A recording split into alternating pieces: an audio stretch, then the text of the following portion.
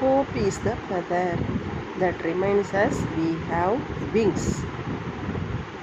திருக்குறளில் திருவள்ளுவர் அருமையான திருக்குறள்லாம் சொல்லியிருக்காங்க. அதில் ரொம்ப ரொம்ப முக்கியமான ஒன்று, தெய்வத்தால் ஆகாதென்றும் முயற்சி தன் மெய் வருத்த கூலி தரும். திருக்குறள் ரொம்ப அருமையான ஒரு திருக்குறள்.